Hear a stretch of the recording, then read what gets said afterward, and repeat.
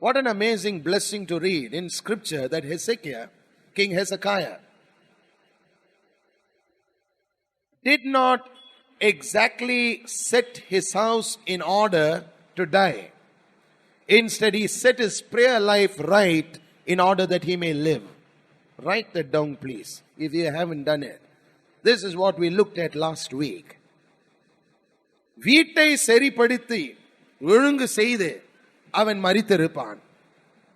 அதற்கு மாறாக தன்னுடைய ஜெப வாழ்க்கையை அவன் ஒழுங்கு செய்தான். ஜெப வாழ்க்கையை ஒழுங்கு செய்த இவனை 15 வருடங்கள் வாழும்படிக்கு கர்த்தர் ஆசீர்வாதத்தை கொடுத்தார் என்று நாம் பார்க்கிறோம். 5வது வசனத்திலே, நீ போய் எசேக்கியாவை நோக்கி, உன் தகப்பனாகிய தாவீதின் தேவனாயிருக்கிற கர்த்தர் சொல்லுகிறது என்னவென்றால், உன் விண்ணப்பத்தை கேட்டேன், உன் கண்ணீரை கண்டேன், இதோ உன் நாட்களோட 15 வருஷம் கூட்டுவேன் என்றார். Isn't it amazing that the wisdom of God would speak to Hezekiah through the mouth of the prophet Isaiah of a precise 15-year increase? When just a couple of minutes earlier, this man had heard that he was about to die and his sickness would be a terminal sickness.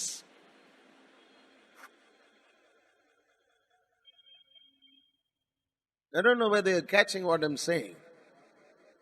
I'm not just talking about increase.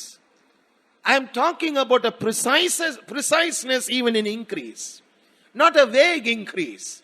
Most often we receive vague answers and we assume they are answers to prayer. No, God is a God of preciseness. I said God is a God of preciseness. Can I have an amen, please?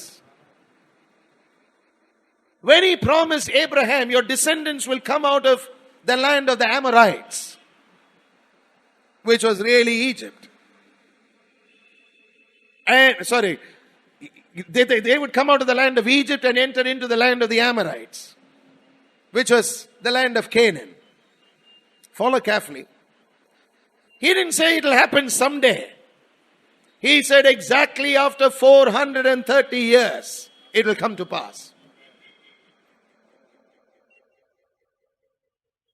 So is it right for us to ask for precise details? Yes. Yes, that's what we're trying to communicate to you. When you talk about turning hopeless situations around into situations of hope, it is right for you to ask God for preciseness in answers to prayer. குறிப்பான முறையிலே கர்த்தர் உங்களுடைய ஜெபங்களுக்கு பதில் கொடுக்கும் தேவனாக இருக்க வேண்டும் என்பதை நீங்கள் உங்கள் ஜெப வேளையிலே அவரை நோக்கி ஜெபிப்பீர்கள் என்றால் அவ்விதமாக அவர் திட்டம் தெளிவாக உங்களிடத்தில் பேசுவார். ஏன் இது சுவாரஸ்யமான ஒரு காரியம் என்றால் பாருங்கள், அடுத்த வசனத்திலே இன்னொரு காரியத்தையும் குறித்து பேசுகிறார். Please listen. Not only was 15 years going to be added, but immediately in verse 6 another revelation is given to the man. நான் உன்னையும் இந்த நகரத்தையும் அசீரியா ராஜாவின் கைக்கு தப்புவித்து இந்த நகரத்திற்கு ஆதரவாய் இருப்பேன். That means he was telling him, even the Assyrian king won't be able to kill you. Sickness won't get you. The enemy won't get you. Can I have an amen, please, from this church?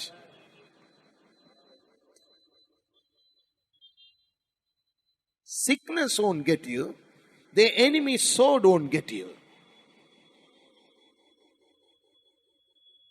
So it's not only the sword of the Lord and of Gideon, but it's the sword of the Lord and the sword of Hezekiah as well. What was the sword of Hezekiah? King Hezekiah's sword was the sword of prayer.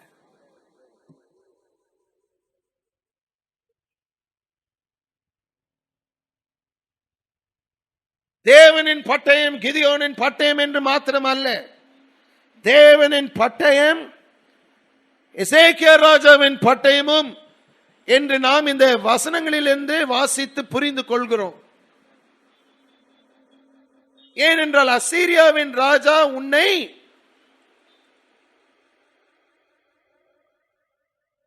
ஒன்றில்லாமல் ஆக்குவதற்கு நான் உன்னை அவன் கைக்கு விட்டுவிட மாட்டேன் என்று கர்த்தர் சொல்லுகிறார்.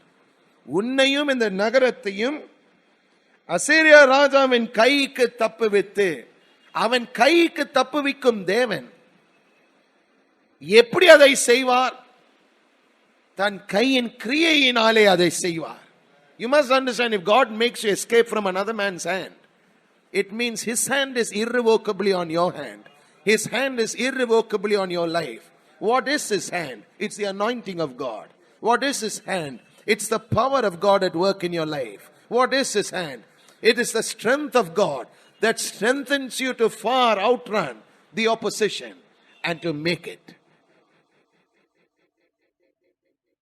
I want you to write this down, because that's what you're going to face in life as well. You will have to face it. When you're facing your terminal looking conditions in life, you must know that when God turns the tide, it's his hand on your life for good.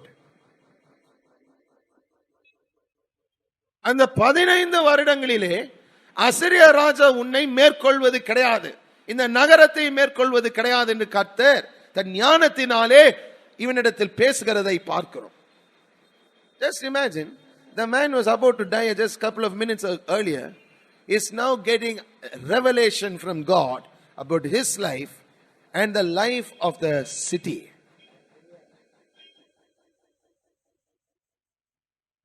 Your life, the work of your hands. Your life, your business. Your life, your work spot. You begin to get revelation. You begin to see things like never before.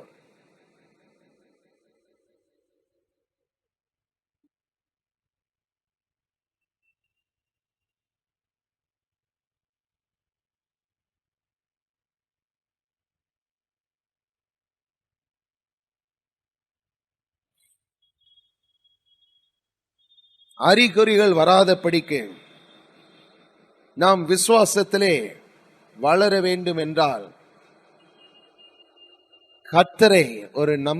கர்த்தரை நீங்கள் முழு மனதோடு நம்ப வேண்டும், வசனத்தை கேட்க வேண்டும்.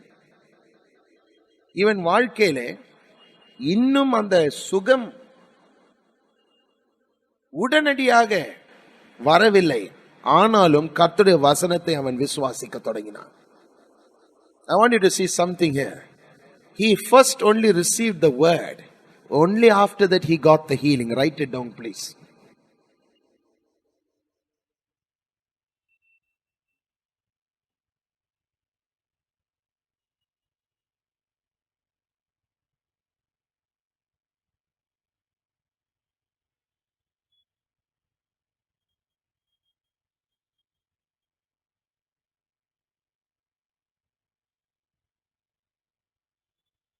Only afterwards did he receive healing.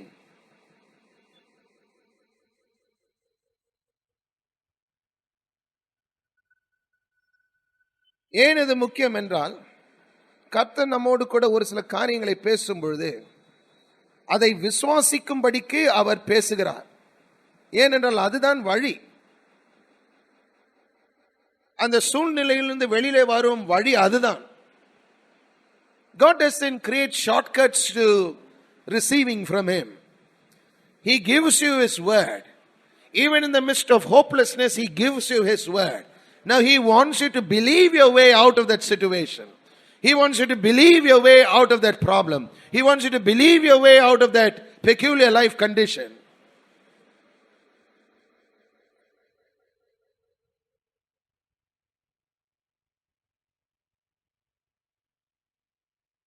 எசேக்கியா ராஜாவின் வாழ்க்கையிலும் அப்படியாகத்தான் இருந்தது. வசனத்தை முதலாவது அவன் பெற்றுக்கொண்டான், அதன் பிறகுதான் சுகத்தை அவன் பெற்றுக்கொண்டான். கர்த்தர் அவனிடத்தில் பேசின வார்த்தையை அவன் விசுவாசிக்க வேண்டியதாக இருந்தது. Just because you shed tears and you got the word from God, it doesn't mean that immediately everything becomes all in. No, you got to believe that word that you received from Him. The manifestation took some time. There were certain things that had to be done. Those things were done. They did certain things that is amazing to King Hezekiah. The healing manifested. But the healing didn't come from those things that were done on him. The healing came from the word of God to him. That he believed. அவனிடத்தில் புறப்பட்டு வந்த வார்த்தையே அவன் கேட்டு அதை விசுவாசித்தது நிமித்தம் பூர்ண சுகத்தை பெற்றுக்கொண்டான். ஆனால் வசனத்தை நீங்கள் வாசிக்கும் பொழுது அவன் சரீரத்திலே ஒரு சில காரியங்களை அவர்கள் செய்தார்கள் என்று நாம் பார்க்கிறோம். That's the same way even in our lives. Your healing doesn't come from your medicine. Your healing comes from God's word. Your healing doesn't come from medicines. It comes from God's word. If God tells you He's healer, then He remains healer. It's up to you to believe. You may take medication. You may put a plaster on that place. But the healing doesn't come from the plaster. The healing comes from God's word about your condition. Then what does the medicine do? It handles the symptoms. It handles the symptoms. You must understand that God has built every person's body with the capacity to heal itself. So actually the healing is not coming from the chemicals. The healing is not coming from the fig leaves placed on the carbuncles of life. The healing is coming from God's word to you. தேவன் உங்களோடு பேசும் தன்னுடைய வார்த்தையிலிருந்து புறப்பட்டு வருகிறது தான் தெய்வீக சுகம். மருந்துகளில் இருந்து அல்ல, நீங்கள் செய்யும் ஒரு சில காரியங்களில் இருந்தும் அல்ல. மருந்துகள் எடுப்பது தவறே கிடையாதுங்க. ஆனால் சுகம், தெய்வீக சுகம் அதிலிருந்து வருகிறது அல்ல.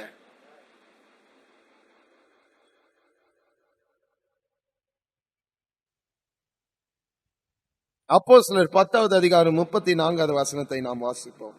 அப்போஸ்தலர் 10:34. We sang a wonderful song a little earlier. To you who fear my name, the Son of Righteousness will arise with healing in his wings. I don't know whether it was a song only to you or a prophetic word from God to you. It depends on how you view it. If you believe it's God's word to you, then you will receive it by faith.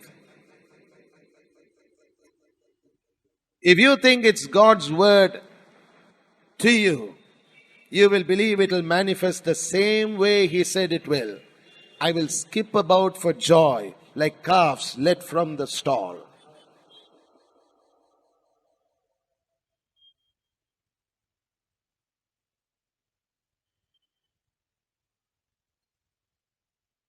Some of you may be thinking, well, Pastor knows my condition, that's why he selected that song.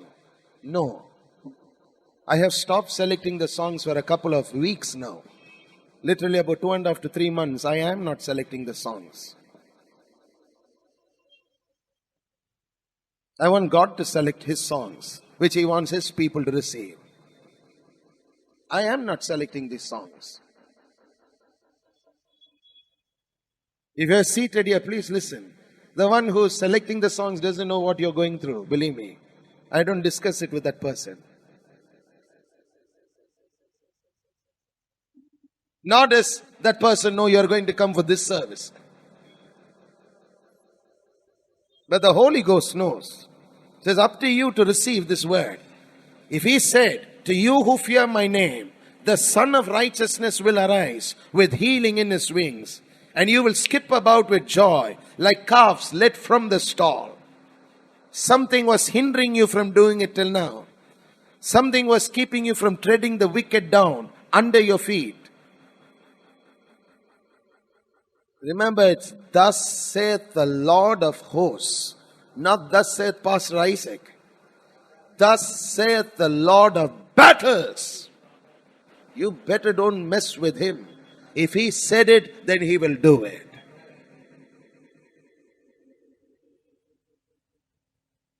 You don't land up in the wrong end of the stick with the Lord God of hosts.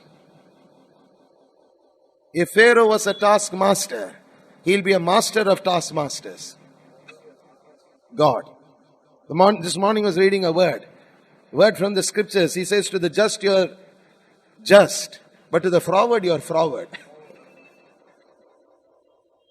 I mean, he can handle any kind of opposition.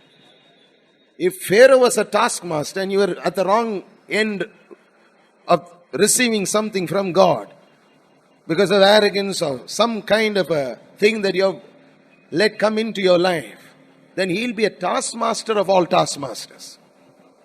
He will not buckle. He will not fret. He will not worry. He will not despair. He'll just go ahead and do what he wants to do. If he said something, and I'm bringing your attention to the worship, because your answers don't just start when sermons start. Your answer starts right from the time the meeting starts.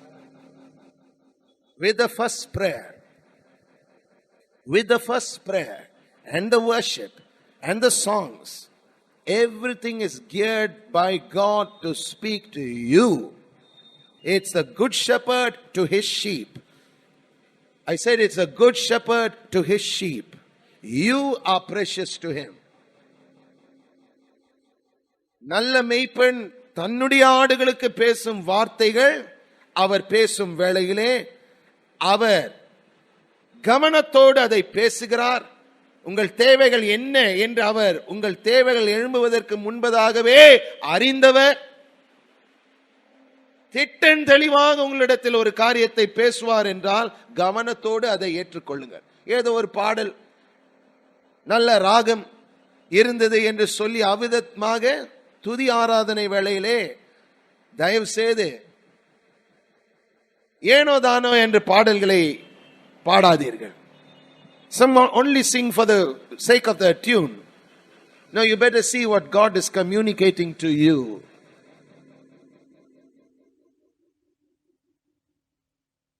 Acts 10:34. I want to read this verse to you and close. அப்பொழுது பேதுரு பேச தொடங்கி தேவன் பட்சபாதம் உள்ளவர் அல்ல என்றார். Of a truth, God is no respecter of persons. Somebody stopped me last week and asked me, what is this respecter of persons? I said, a face seer. Someone who sees faces and acts accordingly. He doesn't do that. I mean, your face means nothing to him by yourself. It means everything to him when you stand under the blood. Because he sees the face of his son on you. He is no respecter of persons. அவர் பட்சபாதமுள்ள கர்த்தர் அல்ல. விசுவாசத்தினாலே நீங்கள் அவருக்கு முன்பாக வருவீர்கள் என்றால் ஆசீர்வாதங்களை பெற்றுக்கொள்வீர்கள். I mean, you can be a Jabez and be blessed. How many people this evening? You can be a Benjamin and have 3 times more blessing come your way. How many are hearing what I'm saying? If you know scripture, you'll understand what I'm saying. Easy.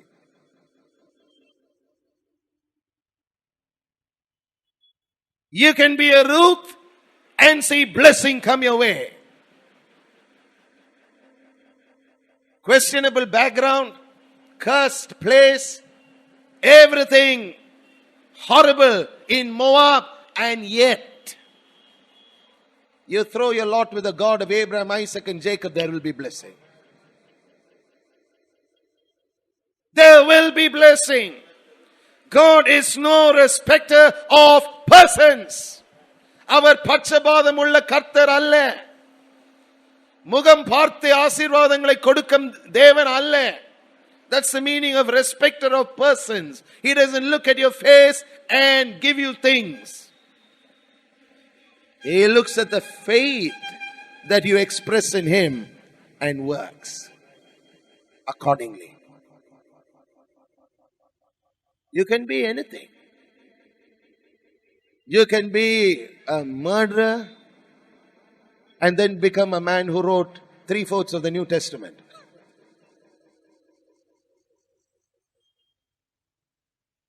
A blasphemer by his own confession.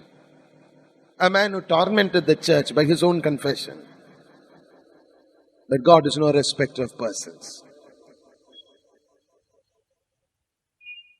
In closing, I want to tell you this.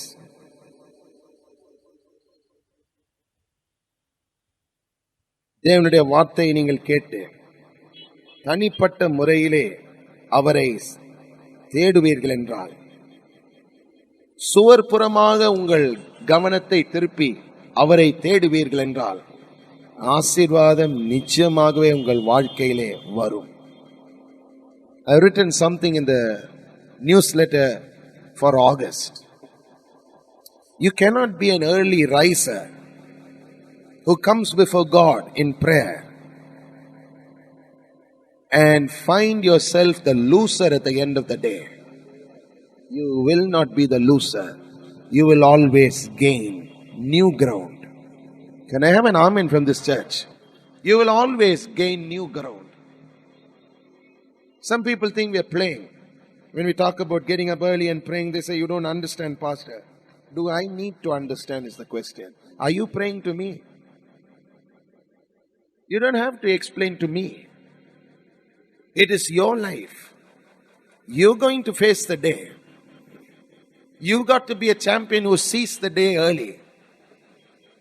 If you have never spent time with the Father, the Son and the Holy Ghost, what are you going to do during the day?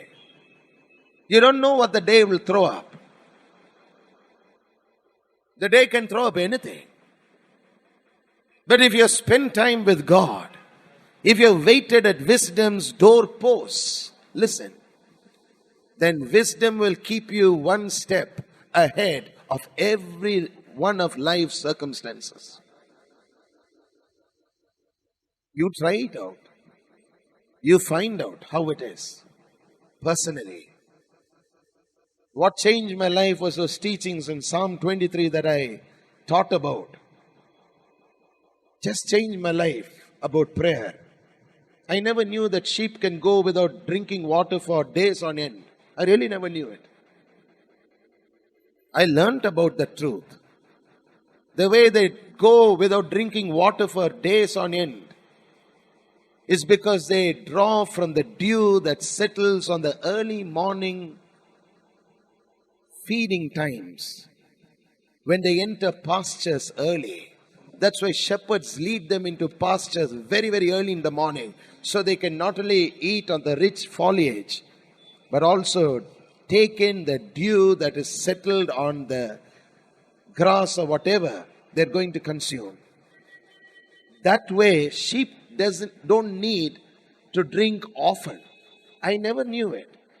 I really thought that just like I need a drink every now and then to keep going of good water, clean water. Let me add that part. Because someone will say, Pastor said he needs a drink.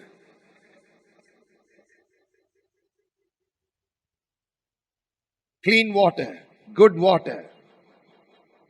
I thought sheep need to drink as well. But they don't need to. They can go for days on end on just the dew that they have drawn from when they enter into rich pastures. That's why the shepherd prepares the table ground. It's a prepared place. And I want to be in that prepared place every day early. I want to go to that prepared place. I want to sit at that prepared place. I tell the Lord every night. Sometimes my bones are aching. There's so much of pain in the body. I keep telling him, Lord, I want to get up in the morning You are not an interruption into my life. You are my life.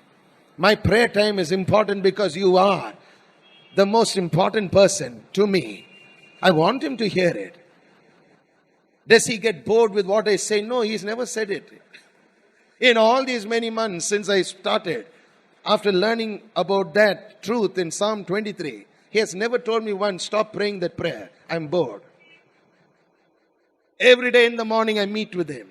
Every day in the morning it's glorious. Every day in the morning there's something from God's word that he gives to me. He will do the same in your life as well. It depends on what you believe prayer times are all about. If you think they're table lands, அவர் என்னை புல்லுள்ள இடங்களிலே மேய்த்து, அந்த புல்லுள்ள இடங்களிலே மேய்க்கிற நல்ல மேய்ப்பன் முதலாவது புல்லுள்ள இடங்களை அவர் ஆராய்ந்து பார்த்த பிறகுதான் உங்களை உள்ளே அந்த இடத்திலே மேய்க்க விடுவார். Sometimes shepherds work the ground so hard that the sheep will get good food. That's what most people don't understand. Dry rations are given at certain times. Wet rations are given at certain times. The shepherd knows exactly what to feed the sheep. It's up to you, my friends. I'm telling you exactly what I do. Not an iota of thing that I hide of what I do about my personal life with the Lord. It's for you to take it. Some believe it's an interruption. Some people think that, well, he is just talking about something that doesn't really match my lifestyle because I sleep late all the time. Well, why don't you try to sleep a little early for once? That you may get up early. Some are already yawning on me. It's a little bit boring. They don't want this kind of talk.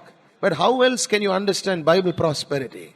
If you've never stayed with the one who prospers, if you've never been with the one who blesses, how do you get prosperity? How do you get blessing? Just think about it. How do you get it? You don't get it by just, mumbling some formulas every day. You get it by being with the one who can prosper you, being with the one who lifts you up, being with the one who shows you things to come. We're coming to the end of these teachings on how to turn hopeless situations around into situations of hope. But I want you to make it a point to do what it takes to meet with him every day early. Very silent. Very silent. Sometimes, let me tell you, the flesh is weak. The spirit is willing. But there's no excuse to lie in bed. Get an alarm that will ring in such a way it will wake up the other man, and that person will wake you up and say, get up. The alarm has gone. Let me sleep. You jump up.